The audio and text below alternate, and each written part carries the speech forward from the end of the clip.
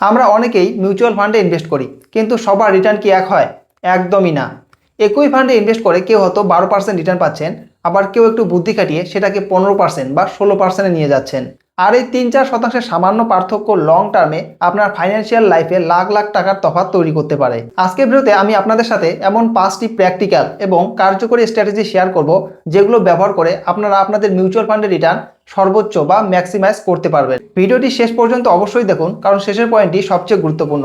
চলুন তাহলে শুরু করা যাক। প্রথম স্ট্র্যাটেজি হলো এসআইপি অর্থাৎ সিস্টেমেটিক ইনভেস্টমেন্ট প্ল্যানের সঠিক ব্যবহার। এসআইপি এর সঠিক ব্যবহার।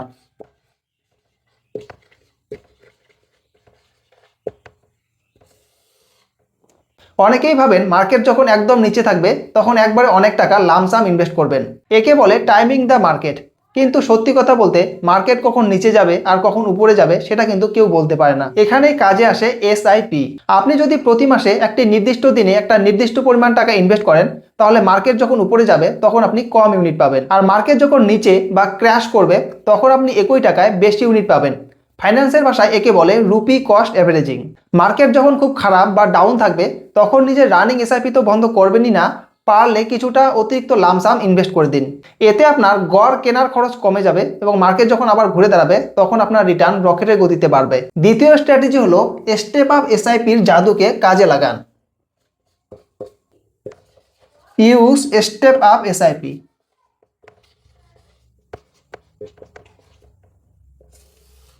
প্রতি বছর আপনার মাইনে বা আয় কিছুটা হলেও বাড়ে, তাহলে আপনার ইনভেস্টমেন্ট কেন একই থাকবে?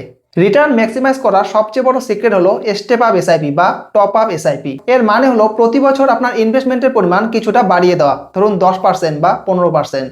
একটা ছোট্ট উদাহরণ দেই। ধরুন আপনি প্রতি মাসে 5,000 টাকার একটা নর্মাল এসআইপি করছেন। 12% হলে 15 বছর পর আপনার জমানো টাকা হবে প্রায় 23,80,000 টাকা। কিন্তু আপনি যদি এই 5,000 টাকার উপর প্রতি বছর মাত্র 10% স্টেপ আপ করেন, অর্থাৎ পরের বছর 5,500, তারপরের বছর 6,050 করেন, তাহলে 15 বছর পর আপনার রিটার্ন হবে প্রায় 41 লক্ষ টাকা। একবার ভাবুন, প্রতি বছর মাত্র 10% ইনক্রিমেন্ট করার ফলে আপনার ফাইনাল অ্যামাউন্ট প্রায় 17 লাখ টাকা বেশি হয়ে গেল। যেখানে আপনার নিজের পকেট থেকে এক্সট্রা ইনভেস্টমেন্ট হলো অনেক কম, কিন্তু কম্পাউন্ডিং এর জাদুতে রিটার্ন বেড়ে হলো বহুগুণ। একেই বলে স্টেপ আপ এসআইপির আসল ম্যাজিক। 3 নম্বর স্ট্র্যাটেজি হলো ডাইরেক্ট প্ল্যান বনাম রেগুলার প্ল্যান।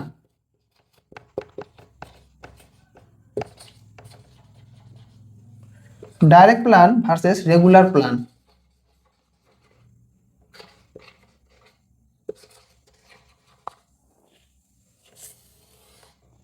এবার আসি সেই পয়েন্টে যেখানে বেশিরভাগ রিটেল ইনভেস্টর অজান্তেই নিজেদের রিটার্ন কমিয়ে ফেলছেন। আপনি যখন কোনো মিউচুয়াল ফান্ড কেনেন তখন সেটি দুটি অপশনে পাওয়া যায়, রেগুলার প্ল্যান এবং ডাইরেক্ট প্ল্যান। রেগুলার প্ল্যানের মাধ্যমে ইনভেস্ট করলে আপনার এবং ফান্ডের মাঝে একজন ব্রোকার বা এজেন্ট থাকেন। ফান্ড হাউস সেই এজেন্টকে প্রতি বছর 1% থেকে 1.5% কমিশন দেয়, যা আপনার কাছ থেকেই কাটা হয়। একে বলে এক্সপেন্স রেশিও। আর আপনি যদি সরাসরি ফান্ড হাউসের ওয়েবসাইট বা ডাইরেক্ট কোনো অ্যাপের মাধ্যমে ইনভেস্ট করেন তাহলে সেটি হলো ডাইরেক্ট প্ল্যান। এখানে কোনো এজেন্ট কমিশন থাকে না, তাই এর এক্সপেন্স রেশিও অনেক কম হয়। শুনতে হয়তো এই 1% খুব ছোট মনে হচ্ছে, কিন্তু 20-25 বছরের লং টার্মে এই 1% কমিশনের কারণে আপনার মোট প্রফিটের 30% পর্যন্ত এজেন্টের পকেটে চলে যেতে পারে। তাই সবসময় ডাইরেক্ট প্ল্যান বেছে নিন এবং নিজের রিটার্ন 1-2% বাড়িয়ে নিন। 4 নম্বর স্ট্র্যাটেজি হলো গ্রোথ অপশন ভার্সেস আইডিসিডব্লিউ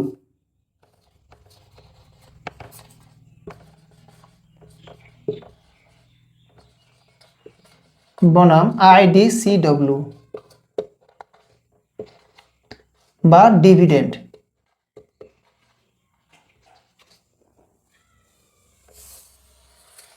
মিউচুয়াল ফান্ডে ইনভেস্ট করার সময় আরও দুটি অপশন আপনার সামনে আসে। একটি হলো গ্রোথ অপশন এবং অপরটি হলো আইডিসিডব্লিউ, যাকে আগে ডিভিডেন্ড অপশন বলা হতো।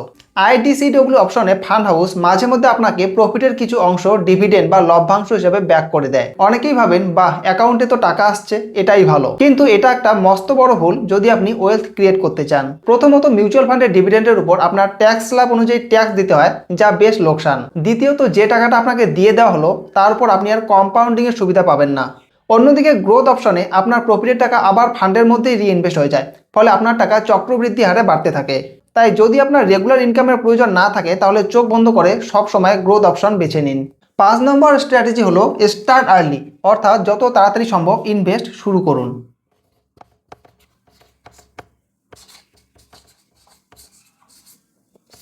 আমাদের শেষ এবং সবচেয়ে শক্তিশালী স্ট্র্যাটেজি হলো স্টার্ট আর্লি বা যত দ্রুত সম্ভব ইনভেস্টমেন্ট শুরু করা। অনেকেই ভাবেন এখন তো বয়স কম, আয়ও কম, 30-35 বছর বয়স হোক তখন একটা বড় অঙ্কের টাকা ইনভেস্ট করা যাবে, কিন্তু ফাইন্যান্সের দুনিয়ায় এটি একটি মস্ত বড় ভুল। মিউচুয়াল ফান্ডে আপনি কত টাকা ইনভেস্ট করছেন তার চেয়েও বেশি গুরুত্বপূর্ণ হলো আপনি আপনার টাকাকে বাড়ার জন্য কতটা সময় দিচ্ছেন। একেই বলে পাওয়ার অফ কম্পাউন্ডিং। আপনি যত তাড়াতাড়ি শুরু করবেন আপনার টাকা তত বেশিবার চক্রবৃদ্ধি হারে বাড়ার সুযোগ পাবে। চলুন তাহলে আজকের স্ট্র্যাটেজিগুলো আরেকবার ঝালিয়ে নিই।